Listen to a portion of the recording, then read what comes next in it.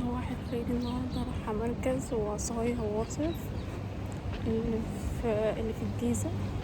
هو بيعمل منسوجات وفي حاجات أدوية، فهنشوفها مع بعض. يلا بينا.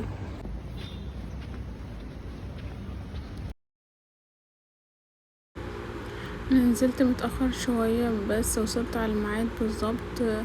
المفروض اللي حابب يروح ان هو بيكلمهم الأول وبيحددوله الوقت اللي هو هيروح فيه يعني. وبعدين رحنا وصلنا وهناك قعدت فطرت عشان ما كنتش اكلت حاجة. ويلا نشوف بقى هنكمل وقولولي رأيكم ايه.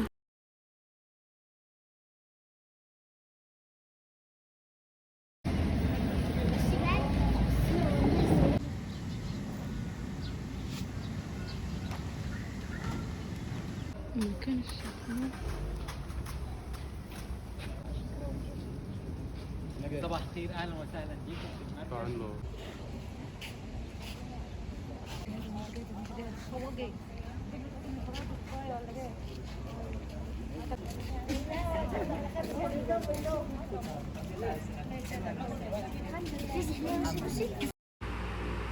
اللي عرفته عن المكان هناك ان هما بيرسموا الحاجات دي والمنسوجات بدون لوحات او بدون ان هما بيبقوا مخططين هيعملوا ايه.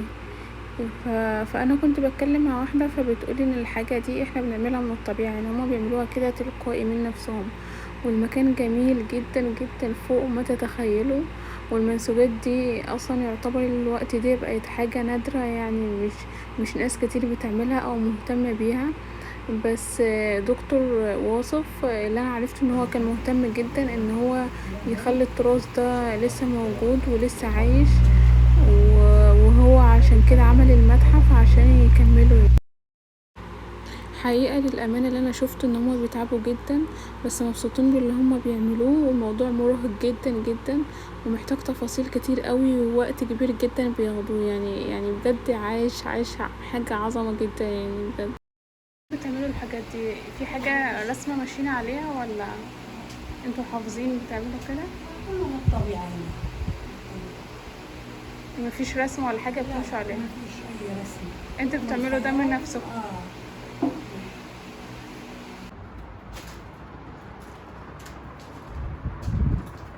خليه كده.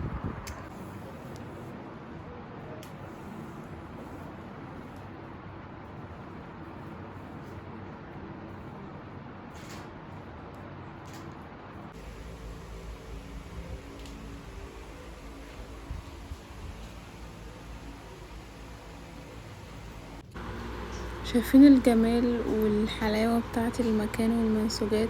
واللي انا عرفته ان دكتور واصف كان مهتم جدا ان هو يعمل متحف المنسوجات عشان حس ان الحاجات دي ابتدت تنقرض في مصر، فعمل المتحف ده وجاب الناس دي وابتدى كان بيعلم جيل بعد جيل عشان يسلموا بعض. يعني الحقيقة ان هو حد عظيم جدا يعني ان هو يفكر يعمل حاجة زي كده.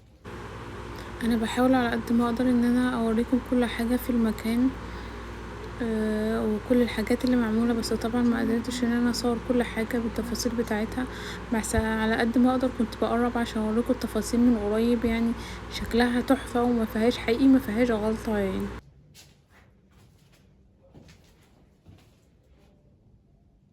هناك ده المفروض ان هو الاشجار والورود اللي بيزرعوها عشان تدوهم الالوان اللي هم عايزينها يعني. ده بقى الاسم التاني من المتحف. المتحف دي والمنحوتات دي بتاع بنته، واللي انا عرفته ان العيلة كلها اصلا فنانين، يعني مش هو بس لا وبناته كمان طالعين فنانين زيه. دي منحوتات بنته وعاملاها وشكلها تحفة قوي. والمكان مليان منحوتات كتير قوي. الحقيقة انا ملحقتش اصور كل حاجة، بس على قد ما اقدر كنت بصور لكم اغلب الحاجات عشان تبقوا معايا في كل حاجة. يا رب تنبسطوا بس بالفيديو يعني.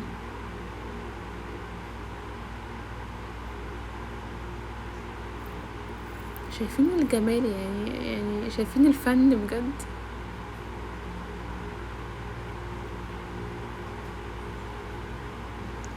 هما كانوا عيلة كلهم فنانين يعني، حتى اولاده طالعين زيه.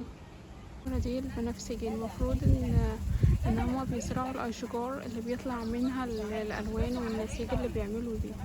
فدي شجرة من الاشجار اللي هما زارعينها يعني. الناحية التانية دي كلها الاشجار اللي بياخدوا منها النسيج اللي بيعملوا منها، بس هو ممنوع ان احنا ندخل هناك. كنت حابة اوريها لكم يعني، ولكن المكان شكله تحفة يعني.